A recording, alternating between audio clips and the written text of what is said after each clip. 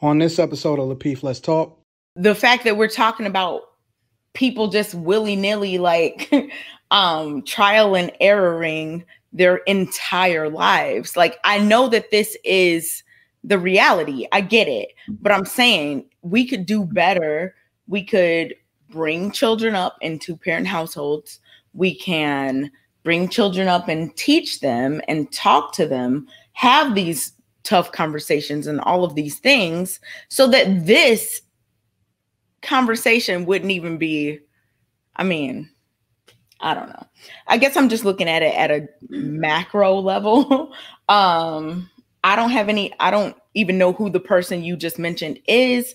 I can't even repeat their name. But as it relates to men being in the sunken place, I just think that if we had a stronger family structure, that this would not be a conversation. Courtney, so many of our young men are in the sunken place. Let's talk. Yeah, well, I totally agree. Like I said before at the beginning of the show, like a lot of times men don't vet.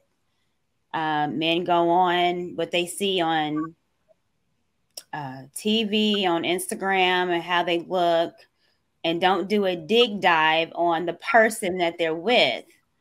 I think if men vetted more these women to see exactly who they were, a lot of this stuff wouldn't occur. So yeah, they're in the second place. And it's easy to entice a man sometimes. They get enticed by breast and pretty and all this. And sometimes they kind of forget to be on focus, especially when they're young. So yeah, a lot of men are in the second place. Yeah.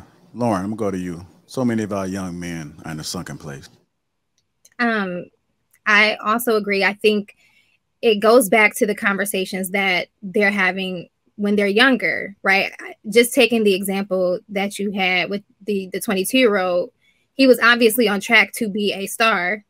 I'm pretty sure the people around him were hyping him up, you're going to be a star, get the bag, and you're going to get all the honeys, right? Like, that's the narrative that they're kind of presented with. In terms of the young lady, she's doing exactly what most, I'm going to argue, young white girls are like brought up to do. And that is to go get the bag in college, right? We're targeting. And so she just tapped into the game that is being taught already when they go to college. So the young lady did what she surveyed around. Okay, I see what you're doing. I'm gonna do the same thing. She got the bag, if that's what y'all want to call it. She wasn't in college though. She wasn't, but he was. He's slow. He was, but she's older. She caught on to the game late, but she was like, I'm going back to where the bag is, right? And she got. But why her? Like, it's literally thousands and thousands of bad chicks everywhere. I mean, all you got to do is walk out the door and blink twice. Dog, it's bad chicks everywhere. Tell you why. I don't know why her. Because entertainers have a particular group of women that they all go through. And the reason being is that they keep their secrets. They know that, oh, this woman is good for me. They like Amber Rose, like she's been passed through. Yeah.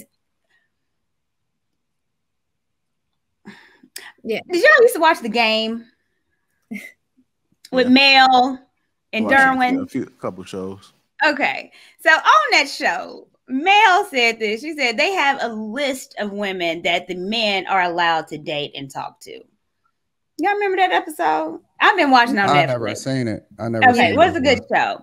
So, but that's what they said, and I truly believe that's it. Is they have a list when you go to a different city. There's a list of women that these men are able to date and talk to, and they get recycled because they know the woman's not going to tell some secrets that they might have. I mean, that's what they got. You got to sign an NDA. The dudes that I know, honestly, that, you know what I'm saying, has gotten to that level and so on and so forth, you can't even get to them unless you go through certain, you know what I'm saying, certain people gonna get in contact with you first, right? And then you got to sign paperwork, you got to sign NDAs, you got to sign all of this stuff. And a lot of these rooms, you literally get your phone taken away from you because you're not allowed to take pictures, all of this other type of stuff. So my point is that if you get to that space, right, and you finally get through all of that, if they got all of this in place to vet you before you even come through there, they ain't got enough sense to somebody to say, hey fam, make sure you strap up, or bro, don't get like, I'm truly baffled by the mindset. The NDAs are for one-nighters, but not for a relationship. The list is for women that they want you to date. Well, why would again, I'm just confused. Why would you want to have a relationship with somebody that's for the streets? That is baffling to me. I don't understand. Have a baby with her. Yeah, I don't think it's they seek out a relationship. They're seeking out a challenge, right? The next man didn't get cuff him, so I'm gonna try, right? So I think for the guy, it's a challenge. But I do want to note that there's I think a generational there's a difference, right? So PJ Young, he won't get the game of like, have these chicks sign NDAs, all this, until he actually gets to the league. Baby girl was scoping him out early on in his younger years. So I feel like, unfortunately, the people that surrounded him, his family, that's just ain't never probably seen money, that's excited that he about to get the bag, hyping him up like you about to get all the girls, all the honeys, right? So he kind of effed up a little too soon before he even got to the place to where he would get the game from the veterans that have made the mistakes. From what you're talking about, Anton, like you saying, I know the people that I know have, you got to go through all these hoops to get to have access. I think he didn't get the game early enough. And so I think that's the point, is that they're in a sunken place. Somebody needs to give these dudes the game early on, and they're getting it late. I want to get to Kay. Go ahead.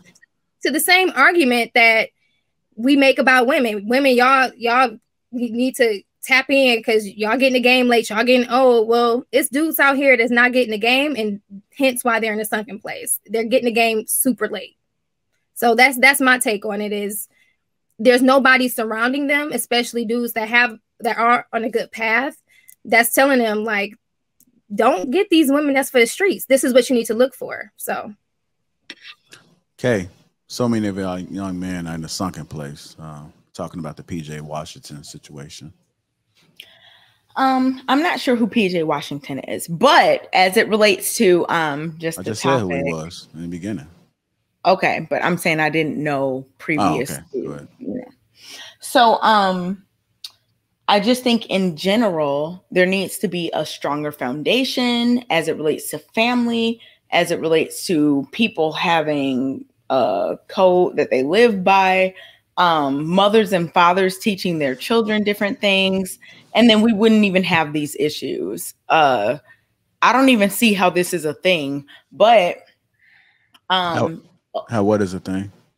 The fact that we're talking about people just willy-nilly like trial and erroring their entire lives. Like, I know that this is the reality. I get it, but I'm saying we could do better.